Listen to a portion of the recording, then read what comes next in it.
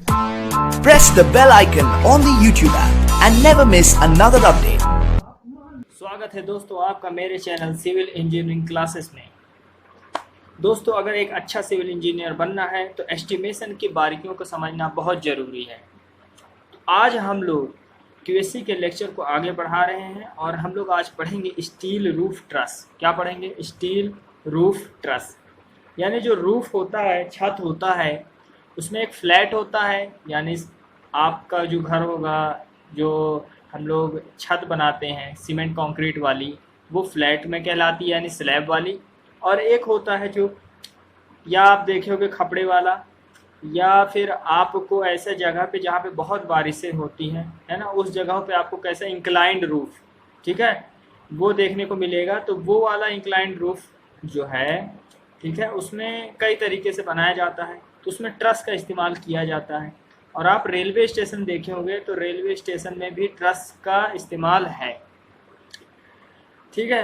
तो वो रूफ जो होता है उसकी बात हम लोग कर रहे हैं। तो रेलवे स्टेशन में और गोदामों में हम लोग लगाते हैं ऐसे ट्रस का एस्टीमेट जो किया जाता है, वो चीज़ हम लोग यहाँ पे पढ़ने वाले हैं। तो एग्ज़ाम पर्पस से ये बहुत इम्पॉर्टेंट है, ठीक है। जो पॉलिटेक्निक के स्टूडेंट हैं उनके लिए तो बहुत ज़्यादा ही इम्पॉर्टेंट है। ये क्वेश्चन आता ही आता है कि ट्रस में से कोई एक क्वेश्चन फंसना ही फंसना है, तो आपको अच्छे से ये आना चाहिए। पहली बात तो ये है। तो आपके सामने एक डायग्राम दिख रहा होगा जो कि ये क्या है, ट्रस है। आपको याद आ गया होगा, अगर इससे पहले नहीं देखे होंगे, आप कहाँ देखे होंगे, ये रेलवे स्टेशन या गोदाम में आपको देखने को मिल गया होगा ऐसा संरचना, ठीक है। जो ऊपर हम लोग जब जाते हैं रेलवे स्टेशन में तो ये जो छज्जा टाइप का दिखता है वही रहता है आपका क्या चीज़, ट्रस। तो ट्रस का एस्टिमेट करना है तो ये ऐसे डायग्राम जो दिख रहा है, ये क्वेश्चन में डायरेक्ट डायग्राम्स के साथ भी क्वेश्चन दे देता है या बिना डायग्राम के सिर्फ नाम दे देता है कि ये चीज़ करना है, ठीक है। तो ये डायग्राम के साथ है। तो अगर डायग्राम के साथ क्वेश्चन देता है तो वो भी देख लीजिए, और बिना डायग्राम यानी डायग्राम नहीं दिया सिर्फ नाम दे दिया तो वो भी देख लेंगे हम लोग कैसे करेंगे एस्टिमेट। चलिए तो स्टार्ट करते हैं अपना लेक्चर। तो दोस्तों आपके सामने एक क्वेश्चन दिख रहा होगा, उसमें लिखा क्या है, prepare a detail estimate of roof. क्या लिखा है? Prepare a detail estimate of roof shed of GI sheet supported over steel trusses. कौन सा ट्रस? साफ साफ लिखा है steel truss. And purlin from the given drawing, जो कि ड्राइंग पेपर में संलग्न है यानी गिवन है, ठीक है, उसके साथ। या फिर गिवन डायग्राम ना दे करके कुछ चीज़ें दे देगा, ठीक है, कि ये चीज़ें निकाल लीजिए आप, तो कितनी हो जाएंगी। The effective span of truss is 12 metre and spacing of truss is 3.5 metre. जो स्पान है वो 12 मीटर का है। स्पान क्या होता है दोस्तों? स्पान होता है किसी भी चीज़ की अंदर से अंदर की दूरी, ठीक है। अब ये क्या, जैसे हम लोग घर के अंदर बैठे हैं तो दीवार के इस चलिए मैं डायग्राम के साथ इसको बता देता हूँ, ज़्यादा बेटर रहेगा, आपको जल्दी समझ में आ जाएगा। सपोज ये आपका दीवार है और ये दीवार है, यहाँ से यहाँ तक की एक दूरी हो गई, डिस्टेंस हो गई। तो ये जो डिस्टेंस हुई ये क्या हो गई, स्पान, यानी लेंथ कह सकते हो आप। तो स्पान दो तरीके से हो जाएगा, या तो इफेक्टिव होगा या तो क्लियर होगा, है ना। तो ये अभी जो दिख रहा है ये क्लियर स्पान है, ठीक है दोस्तों, समझ में आ गया होगा। तो क्या बोला यहाँ इसने कि 12 मीटर जो है वो स्पान है और ट्रस की स्पेसिंग है 3.5 मीटर। ये क्या चीज़ है? तो आप जैसे रेलवे स्टेशन में जब आप गए होंगे तो आप देखे होंगे कि एक ऐसी संरचना जो मैं अभी शुरू में दिखाया था, ऐसी संरचना, ऐसे स्ट्रक्चर आपको एक नहीं कई सारे दिखे होंगे, एक लाइन में कई सारे। तो जो कई सारे दिखे होंगे तो हमको वही चीज़ पता करना कि ये 12 मीटर स्पान है, और थोड़ा आगे क्वेश्चन दिया कि लेंथ ऑफ शेड है 21 मीटर। तो 21 मीटर में जो स्पेसिंग है 3.5 मीटर की स्पेसिंग पे हमारा एक ट्रस लगा हुआ है। 3.5 मीटर की स्पेसिंग यानी गैप में एक ट्रस लगा हुआ है। तो पूरे स्पान पूरे लेंथ में कितने ट्रस लगे होंगे, ये भी ध्यान रखने की बात है कि कितने ट्रस लगेंगे, ठीक है। At the end of shed there will be gable wall to support the purlin. यहाँ पर गेबल वॉल का इस्तेमाल किया गया है, गेबल वॉल, ठीक है। लास्ट में जो वॉल बनती है है ना, पूरा जो वॉल बनेगी तो जो ट्रायंगुलर टाइप का सेक्शन बनता है, ये लास्ट में आपकी वॉल बनी सपोज ऐसे, ये वाला जो सेक्शन है ये गेबल वॉल हो जाएगा। तो एक ट्रस जो है वो गेबल वॉल के अंदर चला गया है ना, तो ये चीज़ है। द रूफ, हाँ हम लोग यहाँ पे थे। The roof covering will be 24 BWG 63 mm thick galvanised corrugated sheet. यहाँ पर GI शीट के बारे में उसका कुछ स्पेसिफिकेशन दिया हुआ है कि 63 mm वाली थिकनेस है, ठीक है। इसका ज़्यादा कोई काम अभी नहीं पड़ेगा, आगे देखेंगे। All steel work shall be painted with 2 coat of paint. ये ध्यान रखना है कि इसको जो क्या बोला है 2 कोट करना है, ठीक है, पेंट का, है ना। तो 2 कोट हम लोग निकालेंगे। All gusset plate are 8 mm thick. यहाँ पर सब बता दिया कि गेजेट प्लेट जो है वो 8 mm की थिकनेस है। और क्या बोला, masonry work is omitted as the object is to show how GI roof with iron truss shall be estimated. The masonry and other work can be estimated if plan and section are given, है ना। कब estimate करेंगे, जब plan section given होगा। तो हम लोग आते हैं, मैं एक डायग्राम आपको और दिखाना चाहूँगा। ये वाला डायग्राम आप देखिए, कुछ क्लियर हो रहा होगा। ये आपको रेलवे स्टेशन में देखने को ये संरचना मिलेगी या गोदाम में, ठीक है। और भी जगह देखने को मिलेगी, कुछ कॉलेजेस जो हैं उसमें भी आप ट्रस्ट देखने को पा सकते हैं। तो ये जो स्ट्रक्चर है ये आपका, जैसे एक यहाँ पे दिखा रहा है, एक ये लाइन करके दिखाया है, एक ये है, एक ये है। तो ये ट्रस्ट का जो है ये फ्रेम है, क्या है, मेन फ्रेम है। इसी फ्रेम के ऊपर ये पूरा चीज़ क्या है, डिपेंडेड है। तो ये जो फ्रेम है इसको क्या बोलेंगे कि वन ट्रस। ये क्या चीज़ है, पूरा वन ट्रस। तो उसी तरह कितने ट्रस पूरे स्पान में लगेंगे, तो आपको ये देखने को ऐसा स्ट्रक्चर मिलेगा रेलवे स्टेशन, है ना। आप अक्सर जाते हैं तो देखने को मिल जाएगा। तो चलिए स्टार्ट करते हैं। तो सबसे पहले जो हमारा डायग्राम था वो क्या था, कुछ ऐसा था, ठीक है। थोड़ा मैं इसको वो कर देता हूँ, ठीक है। ये डायग्राम था आपका,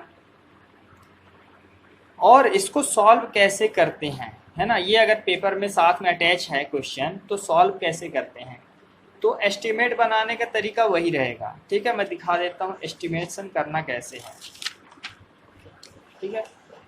एस्टिमेट बनाने का तरीका वही रहेगा। सबसे पहले आप आइटम नंबर लिखेंगे, फिर लिखेंगे particular of item and detail of work, यानी कौन कौन सा सामान लग रहा है उसकी जानकारी यहाँ पर दी हुई है कि पर्टिकुलर्स ऑफ आइटम, यानी एक एक चीज़, इंडिविजुअल चीज़ के बारे में यहाँ पर डिटेल में आ जाएगा estimate. And detail of work वही चीज़ है। नंबर यानी वो कितने लग रहे हैं, जैसे मैंने बोला कि स्टील ट्रस है तो कितने ट्रस लगेंगे, पर्लिन की बात हुई तो कितने पर्लिन लगेंगे, तो वो सारी चीज़ें नंबर में आएंगी। अब आते हैं लेंथ। ये लेंथ, ब्रेड्थ, क्वांटिटी और कंटेंट, ठीक है। और wait per unit from steel table लिखा हुआ है, यानी जो वेट लेंगे वो कहाँ से लेंगे, स्टील टेबल। आप स्टील सब्जेक्ट जो पढ़ते हैं उसमें एक टेबल यूज होता है, कौन सा होता है वो, IS स्टील टेबल होता है। मैं आपको दिखा देता हूँ, ठीक है। ये होता है, तो लिखा है MKS IS स्टील टेबल। ये वाली टेबल जो यूज होता है इसका इस्तेमाल यहाँ पर हम लोग कर लेंगे। चलिए तो आगे देखते हैं। फिर यहाँ पर टोटल क्वांटिटी निकालेंगे। तो सबसे पहले हम लोग का जो ट्रस है वो किस चीज़ का बना हुआ है, स्टील का। तो सबसे पहले क्या करेंगे, स्टील वर्क निकालेंगे, फिर उस पर पेंट वगैरह करेंगे। तो जो स्टील वर्क निकालना है, तो स्टील वर्क जो कितने ट्रस के लिए निकालना है ये हमको अभी नहीं पता है, ठीक है। कितने ट्रस के लिए निकालना है ये अभी नहीं पता है, तो ये हमारा अभी मेजर कंसर्न है। तो ये कैसे सॉल्व होगा कि एक जो लेंथ दी हुई है उसमें कितने ट्रस लगेंगे। तो चलिए मैं आपको फार्मूला बता देता हूँ, बहुत ईजी सा फार्मूला है, आप उसको अप्लाई करेंगे तो वो चीज़ बन जाएगा। तो लिखते हैं number of truss, number of truss यानी कितने ट्रस लग जाएंगे। तो नंबर ऑफ ट्रस निकालने का सिंपल फार्मूला है लेंथ अपॉन स्पेसिंग इंटू नहीं -1, अब समझाता हूँ ये लेंथ कौन सी लेंथ, जो लेंथ आपके रूम की दी हुई है। रूम कैसा है आपको बता दिया मैंने, रूम कुछ ऐसा है, ये कुछ ऐसा आपका रूम है, ठीक है, गोदाम है समझ लीजिए, या रेलवे स्टेशन का है, या किसी भी चीज़ का है। ये जो आपका रूम है, ये वाला हो गया आपका स्पान, क्या हो गया स्पान, और ये वाला जो हो गया वो हो गई लेंथ। यानी आप कह सकते हो जो गिवन रहेगा पेपर में स्पान, उसको नहीं लेना है, लेना किसको, लेंथ को। इसके पेपर में क्या गिवन था, लेंथ 21। आपको क्वेश्चन में एक बार और दिखा देता हूँ मैं, यहाँ लिखा लेंथ इज 21 मीटर और स्पेसिंग 3.5 मीटर। तो आप इसी को रख लीजिए, ठीक है। तो लेंथ हो गया 21 मीटर, स्पेसिंग 3.5, और -1 क्या चीज़ है, एक हमारा ट्रस जो है वो गेबल वाल में लग जाएगा, तो वो हमारा क्या हो रहा अभी यहाँ पे माइनस, ठीक है। तो फार्मूला ये रहेगा, बहुत इजी फार्मूला। किसी चीज़ का नंबर लाना है तो लेंथ बाय स्पान करो। अब देखो समझिए कैसे, ये एक यहाँ लगा हुआ है, एक यहाँ भी लग जाएगा, सपोज ऐसे लग रहा है, ठीक है।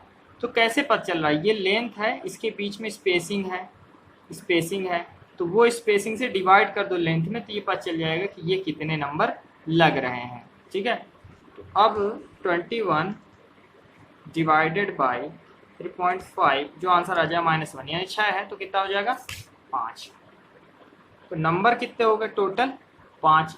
तो हम लोगों के पास कितने ट्रस होंगे 5, ठीक है। तो लास्ट में हम लोग 5 से क्या करेंगे, मल्टीप्लाई, तो बताऊंगा कैसे करेंगे। चलिए तो पहले उसमें आ जाते हैं अपने क्वेश्चन में।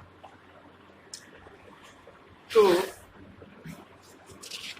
एस्टिमेट जो बन रहा है अपना, क्या बन रहा है ये देखिए, ठीक है। तो एस्टिमेट बन रहा है, अब स्टील वर्क जो है इन 1 ट्रस पे अपन सॉल्व करेंगे। किस पे करेंगे, 1 ट्रस पे करेंगे। लास्ट में क्या करेंगे हम लोग, 5 से मल्टीप्लाई करके फाइनल आंसर ला देंगे। तो हम लोग कोई भी क्वेश्चन सॉल्व करेंगे 1 के लिए करेंगे, ठीक है।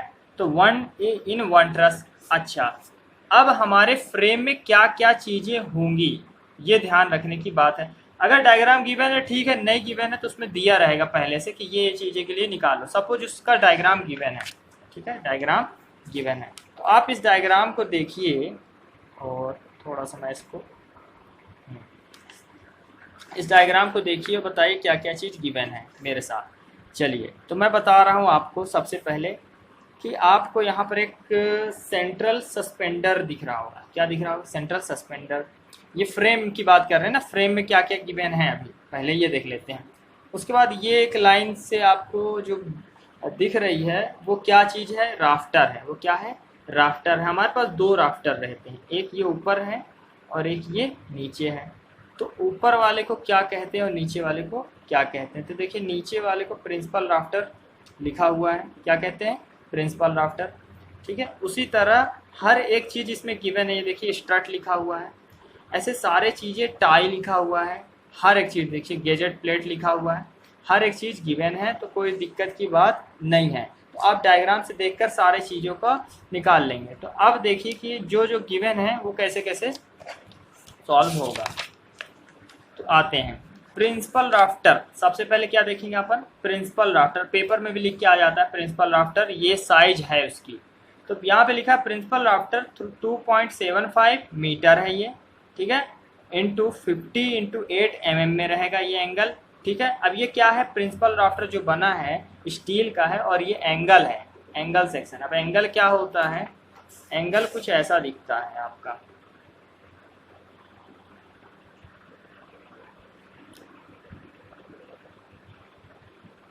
कुछ ऐसा स्टील का, ये ठीक है, ये आपका स्टील का एक एंगल दिखेगा ऐसा। और ये एंगल सेक्शन हो या चाहे कोई भी सेक्शन हो, उसका वेट निकालने का तरीका मैंने अपने वीडियो लेक्चर में समझा दिया है। आप जाकर वहाँ से अच्छे से इसको स्टडी कर सकते हैं, है ना, कि कैसे किसी चीज़ का, किसी स्टील का वेट निकालते हैं। तो मैंने 3 या 4 करीबन 3 वीडियो बनाए हैं वेट निकालने के ऊपर। आप सारे वीडियो देखिए और वहाँ से समझिए कि कैसे किसी स्टील का वेट निकाला जाता है। तो आज ये एल सेक्शन में आ जाएगा, तो एल सेक्शन का भी मैंने शायद बताया हुआ है, देख लीजिएगा। अच्छा, अब ये प्रिंसिपल राफ्टर की बात हो रही है, तो प्रिंसिपल राफ्टर देख लीजिए आप पहले। आपका हेडिंग रहेगा प्रिंसिपल राफ्टर और लिखा है 2.75 और क्या लिखा है आप देखिए 50x8। ठीक है, ये चीज़ आपको यहाँ पे देखने को मिल रही है, तो दिक्कत की बात नहीं है। अच्छा, तो ये चीज़ हो गई, प्रिंसिपल राफ्टर हमने लिखा। और ये क्वेश्चन में भी लिखा हुआ आ सकता है या डायग्राम में, तो आपको मान लेते हैं डायग्राम में दिया हुआ तो ऐसे लिख लेना है। लिखने के बाद अब उसका निकालना है क्या है, नंबर। क्या निकालना है, नंबर। ठीक है, हमने ये निकाल लिया कितने ट्रस लगेंगे सबसे पहले, अब निकाल लेंगे नंबर। तो नंबर कितने लग रहे हैं प्रिंसिपल राफ्टर, अब ध्यान से देखिए। ये जो है यहाँ पर आपका जो प्रिंसिपल राफ्टर ये साइन बना हुआ है, ये लग रहा है जो, ये एक साइड पे एक लगा है और पीछे साइड पे एक लगा रहेगा, तो कितने हो जाएंगे, एक साइड पे 2। ठीक है, कैसे, बैक टू बैक लगा हुआ है। ठीक है, कैसे लगा हुआ है, बैक टू बैक, ये कुछ ऐसा। ठीक है, सब रुक जाइए, मैं डायग्राम में बता देता हूँ। एक ऐसा और एक ऐसा। ठीक है, ये बैक टू बैक फिर ऐसा ऐसा गया हुआ है। ठीक है, आपको क्लियर हो गया कि बैक टू बैक क्या होता है। तो बैक टू बैक ऐसा लगा हुआ है, तो ये बैक टू बैक लगा हुआ है प्रिंसिपल राफ्टर। प्रिंसिपल राफ्टर एक इधर है एक पीछे है, यानी 2 हो गया एक ट्रस में, इधर 2 और इस साइड आधा जो पार्ट गायब है इस साइड भी रहेगा 2, कितने हो गए 4। तो आप क्या करना है, आपको लिख लेना है 2 × 2, यानी 2 एक साइड में और दूसरे साइड के लिए 2 से गुणा यानी 4। ठीक है, डायरेक्ट भी लिख सकते हैं 4, कोई दिक्कत नहीं है। अब आते हैं इस लेंथ के बारे में, ये लेंथ कैसे आया हुआ है। ठीक है, आप डायग्राम में आएंगे जो पेपर में गिवन रहेगा वहाँ पे साफ लिखा रहेगा लेंथ 7.6 जैसे लिखा है, या हो सकता है 7.5 हो, 7.3 हो या 8 हो, कुछ भी हो वो लिखा रहेगा। तो लॉन्ग करके लिखा है, देखिए प्रिंसिपल राफ्टर 2.75 × 58 और ये सारा चीज़ लिखा हुआ है ना। तो ये चीज़ आपको क्या कर लेना है, लिख लेना है। अच्छा, आगे बढ़ते हैं, सिर्फ लेंथ कंसीडर कर रहे हैं। ठीक है, तो लेंथ भर में ये सॉल्व होगा क्वेश्चन, है ना, ये याद रखिएगा। तो आपका लेंथ हो गया, लेंथ का गुणा इसमें कर दीजिए, ये आ जाएगा क्वांटिटी। अब क्वांटिटी के बाद, ठीक है, क्वांटिटी के बाद हम लोगों को ये वेट निकालना रहता है। मैंने बोला है कि वेट निकालने का तरीका आप मेरे लेक्चर में देख लीजिएगा कि कैसे निकलेगा वेट, है ना। और दूसरी बात, इसको अगर पेपर में आपके अलाउ करते हैं, क्योंकि इसमें लिखा हुआ है कि स्टील टेबल से होगा, तो आप स्टील टेबल उठाइएगा। ठीक है, अब किस ISA की बात किया हुआ है क्वेश्चन में ये देख लीजिएगा, है ना। एक सेकेंड, यहाँ पे बात किया हुआ 58 का, है ना, 50 × 8 का ये ISA है। तो आप उठाइएगा 50 × 8। देखिए ये एंगल सेक्शन है 2, आप क्या करना है 50 × 8 उठाना है। आप देख लीजिएगा कि 50 का कहाँ पर है,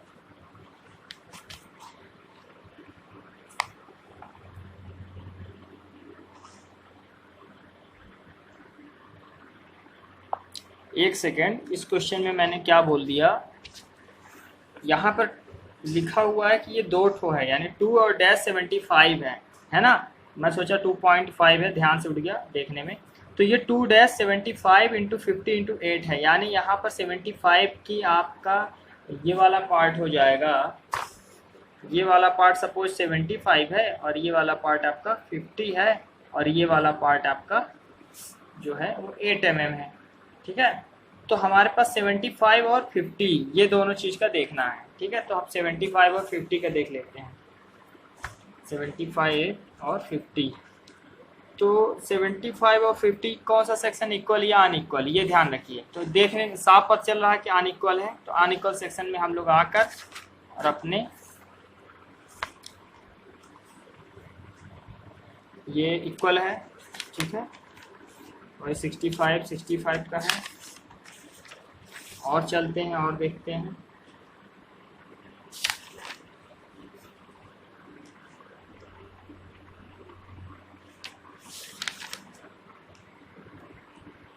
ठीक है, अपन यहाँ पहुँच गए हैं।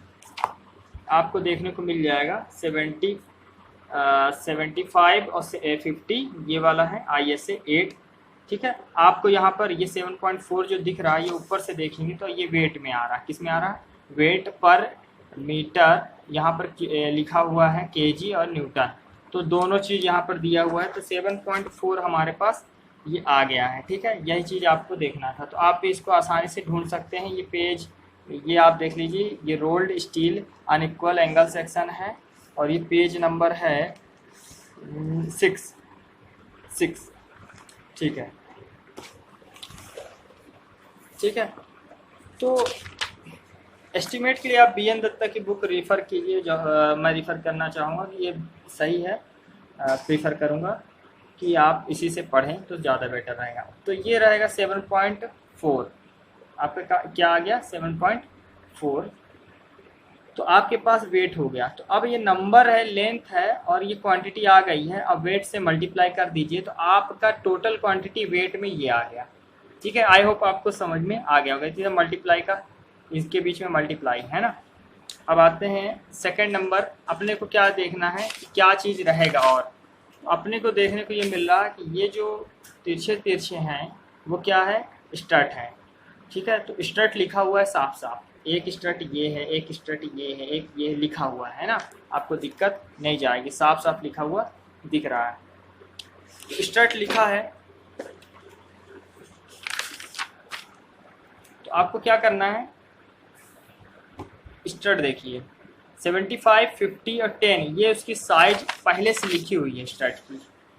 देख लीजिए आपको कहाँ पे दिखेगा 75, 50 और 10। तो बताइए मेरे को कि एक साइड पे कितने दिख रहे हैं ये वाले। आपको यही लिख भी देना है और इसके सारे चीज़ देख लेना। 75, 50, 10 और 20 मीटर लॉन्ग है।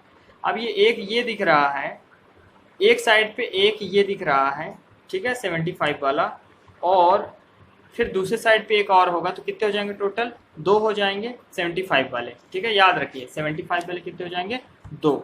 अब आते हैं ये 65, 45, 8 वाला जिसकी लंबाई 0.55 है, वो कितने हो जाएंगे? एक ये दिखा और एक ये आपको दिखा, 2 हो गए। 2 इस साइड पे है तो 2 इस साइड पे भी रहेंगे। साइड बता रहा हूँ, ये सेंट्रल सस्पेंडेड के इस साइड और सेंट्रल सस्पेंडेड के इस साइड। ठीक है, तो दोनों 2 2 4 हो जाएंगे। चलिए तो देख लेते हैं ये चीज़। देखिए आपको यहाँ पर देखने को मिलेगा 75, 50, 10 वाला, जो कि नंबर 2 आया, मैंने बताया था, है ना, 2। और ये कितना है? इसकी लेंथ 1.2 गिवन है। देखिए कैसे गिवन रहती है, वो कुछ ऐसा लिख देता है। ठीक है, 1.2 मीटर यहाँ पर एक्चुअल में ये जो है ना 1.2 लिखा था, है ना, और ये 20 मीटर दिख रहा है, ये गलत है। 1.2 लिखा था, इस बुक में मिस प्रिंट हो गया था पॉइंट, है ना, तो मैंने यहाँ अलग से लिख दिया है 1.2। तो 1.2 मीटर गिवन है, पेपर में गिवन रहता है। और ये वाला देखिए 0.55 मीटर है, ये 4 हैं, 2 इधर 2 उधर। तो चलिए देख लेते हैं तो कितने हो गए। मैंने बोला ये वाला 2 है, 1.2 है, और इन दोनों को गुणा करेंगे तो ये आएगा मल्टीप्लाई करने पर। और मल्टीप्लाई करने के बाद आप इसका वेट फिर वैसे 75, 50, 10 का ISA उठाइए और उसमें से आप देख लीजिए, है ना, मतलब कोड उठाइए, स्टील कोड, और आप उसमें से एंगल सेक्शन देख सकते हैं अनइक्वल एंगल सेक्शन में। अब ये आ जाएगा 9 और उसके बाद ये आ जाएगा वैल्यू। अगर आप कोड से नहीं करना चाहते तो मैं जो मेथड बताया हूँ कि कैसे कैसे निकालते हैं किसी का वेट, आप उसी तरीके से आप इसका वेट निकाल सकते हैं मेरे पुराने वीडियो लेक्चर देखकर। अब आते हैं स्ट्रट 65, 45, 8 वाले पे, जो कि 4 था और 0.55 मीटर लंबाई थी, इसका ये आ जाएगा वेट, है ना। उसी तरह ये सारे सॉल्व हो जाएंगे। अब आते हैं सेंट्रल सस्पेंडर कहाँ पे है। सेंट्रल सस्पेंडर आपका देखिए बीच में है ना। सेंट्रल सस्पेंडर कहाँ पे? बीच में है, जो लिखा हुआ है सस्पेंडर 50-56 का, जिसमें से 2.60 मीटर की लंबाई है और ये एंगल का साइन है। ठीक है, चलिए तो इसको हम लोग क्या करेंगे, अपनी कॉपी, ये जो है ना, ये सोल्यूशन है आपका, मतलब पेपर में आपको ये सॉल्व करना है। ठीक है, ध्यान रखिएगा। तो अब क्या करेंगे, सेंट्रल सस्पेंडर की बात कर रहा हूँ मैं। तो सेंट्रल सस्पेंडर 50-56 कितने ठो बीच में एक लगा था, लेकिन नंबर में एक आ गया। लंबाई 2.6 की थी, 2.6 हो गई, तो कितना हो गया क्वांटिटी? 2.6। और इसका भी हम लोग देख लेंगे, एंगल है तो एंगल सेक्शन का जाकर देखेंगे तो 4.5 होगा, इन तीनों का मल्टीप्लाई करेंगे तो इतना हो जाएगा। ठीक है, अब आते हैं क्लीट पे, बात करेंगे कि क्लीट क्या चीज़ है ना। ये भी एंगल जैसा ही रहता है और ये एंगल ही रहता है, जैसा नहीं बोलूँगा मैं। और ये क्या करेगा, आपके पर्लिन को सपोर्ट करेगा, बेस को सपोर्ट करेगा। ठीक है, देख लीजिए कैसा कैसा और किस तरीके से सपोर्ट करेगा, है ना। तो देख लीजिए सबसे पहले पर्लिन को सपोर्ट कहाँ पे कर रहा है ना। तो क्लीट एंगल साफ साफ लिखा हुआ है यहाँ पर, क्लीट एंगल 75 11 सेंटीमीटर, है ना। और ये टिक है यहाँ पे, ठीक है। तो ये एक क्लीट एंगल इधर दिख रहा है, ठीक है। आपको आसानी से आप ऑब्जर्व कर सकते हैं कि क्लीट एंगल कहाँ पर है, ठीक है। डायग्राम में डायग्राम गिवन रहेगा, नहीं रहेगा तो उसमें लिख के आएगा क्लीट एंगल 75 8 और उसकी लंबाई भी लिख के आएगा पेपर में। आपको कुछ नहीं करना रहेगा, आपको यहाँ पर हेडिंग डालना पड़ेगा बस कॉपी में, क्लीट एंगल किसके लिए, पर्लिन के लिए 75 8 mm एंगल रहेगा। अच्छा, अब रही बात क्लीट एंगल कितने लगेंगे, ठीक है ना। यहाँ पे लिख दिया है नंबर 12, ठीक है। ये कैसे आया है 12 ये देखेंगे। तो जैसा कि मैंने कहा कि पर्लिन को सपोर्ट करेगा, तो जितने पर्लिन उतने क्लीट एंगल। तो देखिए आपकी पर्लिन कितने हैं पहले, तो यहाँ पर कहीं पर आप देखिए पर्लिन लिखा हुआ है। चलिए ये देखिए पर्लिन आपको मिल गया। तो ये पर्लिन कितने हैं गिनिए यहाँ से शुरू से, 1 2 3 4 5 6, एक साइड पे 6, एक साइड पे 6, तो दोनों साइड मिला के 12 हुए। यही चीज़ यहाँ पर दिया हुआ है, कितने हो गए, 12 हो गए, ठीक है। यह आपको साफ साफ यहाँ पर ऑब्जर्व हो जाएगा कि कितने हो गए, 12 हो गए। अब रही बात उसके लंबाई की, तो 11 सेंटीमीटर दिया हुआ था। कितना दिया हुआ था, 11 सेंटीमीटर लंबाई लॉन्ग। तो यही चीज़ हमारा क्या हो जाएगा, लंबाई में चला जाएगा। तो ये चीज़ अब मल्टीप्लाई कर देंगे आप, ये आ जाएगा क्वांटिटी। और देन इस अगर एंगल है तो एंगल वाले IS कोड में जाकर उसका वेट पता कर लेंगे। तो 8.9 आया, मल्टीप्लाई करने पर ये वैल्यू आ रही है। अच्छा, अब बेस पे देख लेते हैं, जो क्लीट ने संभाला हुआ है बेस, ठीक है। और वहाँ पर लिख दिया होगा कि भाई ये क्या है, क्लीट एंगल है, ठीक है। तो मैंने कहा कि बेस पे लग रहा है, तो बेस देखिए यहाँ पर लिखा हुआ है बेस प्लेट, यानी प्लान ऑफ बेस दिया हुआ है और यहाँ पे लिखा हुआ है बेस प्लेट। आपका ये डायग्राम में गिवन रहेगा। तो बेस प्लेट में आपका बेस में लगना है, तो ये देखिए नीचे ये वाला लगा हुआ है 75 75 10, ठीक है। हमको लंबाई मिल गई 75 75 10 का साइज मिल गया। और लंबाई की बात करें तो जितना बेस प्लेट लंबा होगा उतना ही क्या आपका लंबा होगा क्लीट एंगल। तो 30 सेंटीमीटर के देखिए ये है, 30/30 है, तो 30 का ही रहेगा ना, जगह कहाँ है, इतने ही है, तो इतने चौड़ा रहेगा, ठीक है। तो आपको लंबाई 30 सेंटीमीटर यानी 0.30 मीटर की लंबाई मिल गई। और 75 75 10 का क्या मिल गया आपको, ये मिल गया हाँ इसकी साइज मिल गई। अब रही बात कितने एंगल लगे, तो देखिए बेस में आपको यहाँ पे देखने को मिल रहा है, ऊपर से दिखाया जा रहा है ना, एक ये है एक ये है, कितने हो गए, 2, एक ये है एक ये है, 2 हो गए।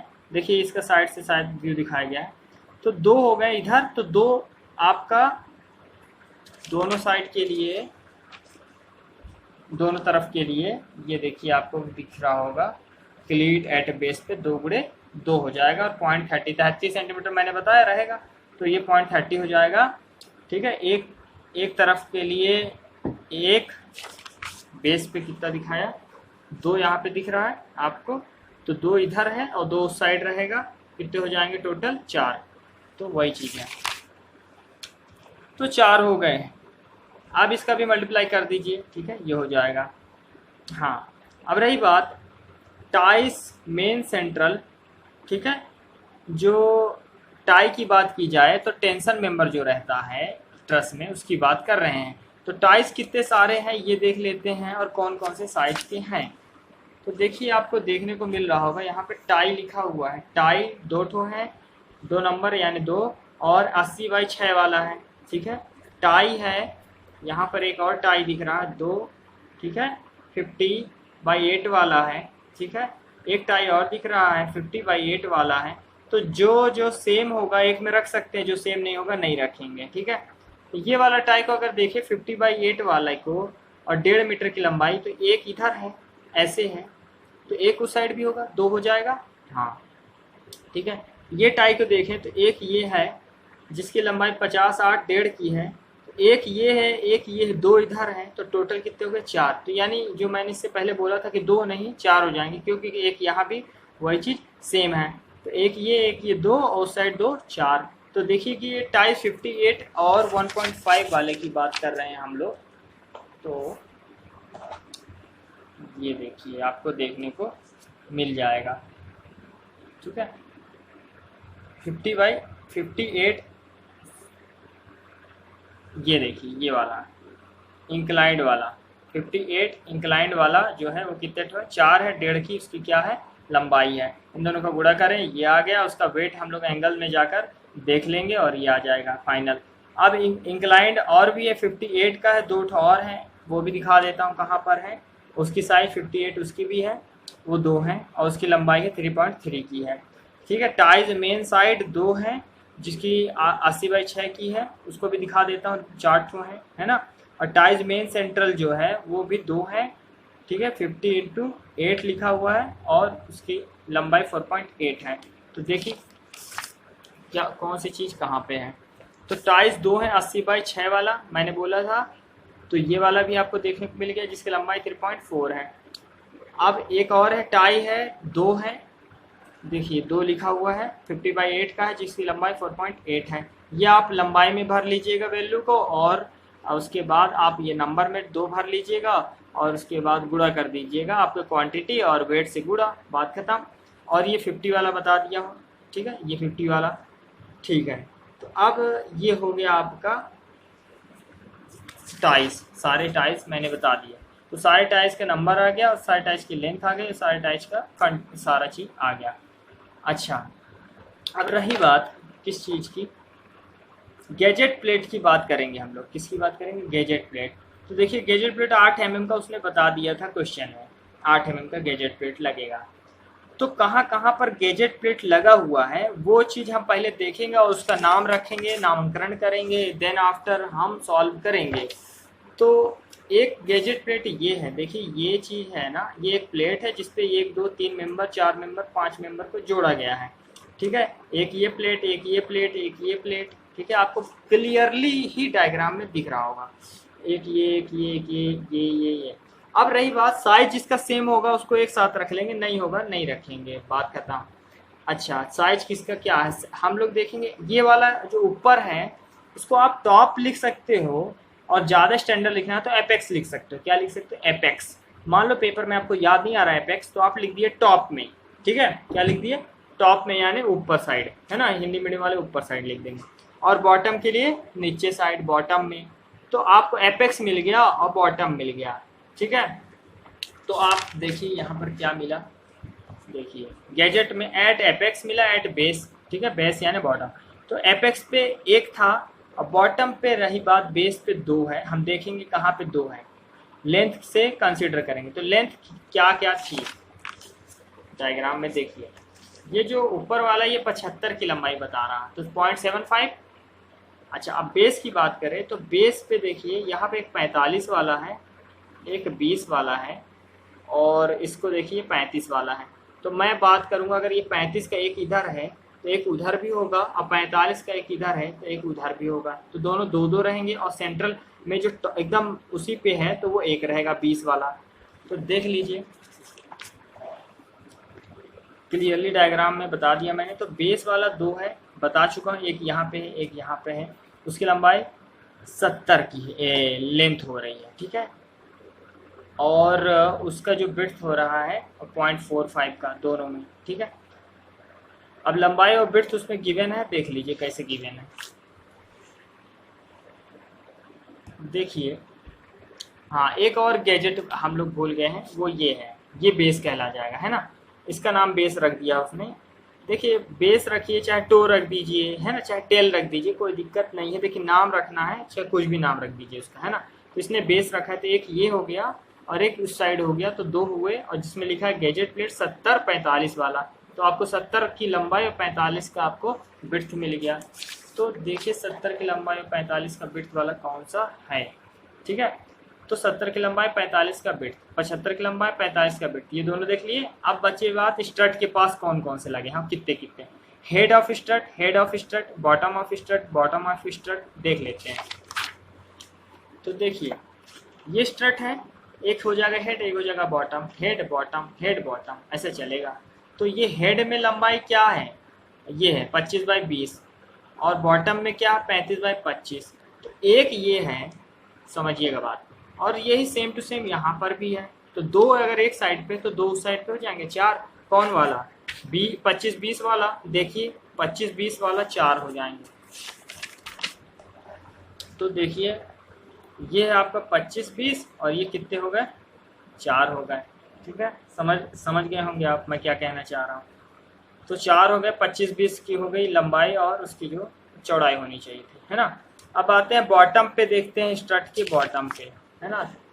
तो बॉटम पे देखिए आप, यहाँ पे 35-25, 35-25 एक, और दूसरा वाला 35-25 2 बॉटम पे। लेकिन ये वाला ये दोनों का कॉमन है, मतलब ये भी जुड़ा है इससे, ये भी जुड़ा है ना। ध्यान रखिएगा यहाँ पे लिखा हुआ है 32-25, है ना, और यहाँ पे लिखा हुआ 35-25, तो अंतर है, 32-25 अलग है और 35-25 अलग है। तो इसको क्लियर रख लीजिए, है ना। तो सारा चीज़ मैंने आपको दिखा दिया। देखिए बॉटम स्ट्रट पे 2 35-25 और एक है 32-25, है ना। अब उसी तरह बॉटम स्ट्रट और बचे हैं जो दोनों, उसको कर लीजिए, ठीक है। आपको एक ये वाला मिल जाएगा, इसकी साइज यहाँ पर दी होगी 45-32, यानी 32-45 लिखना चाहे तो 45-32 लिखिए, और 75-25, ठीक है। तो ये कितना है नंबर समझ लीजिए, एक यहाँ है तो एक इधर होगा, और एक इधर है तो एक इधर होगा, तो दोनों पास 2-2 होंगे।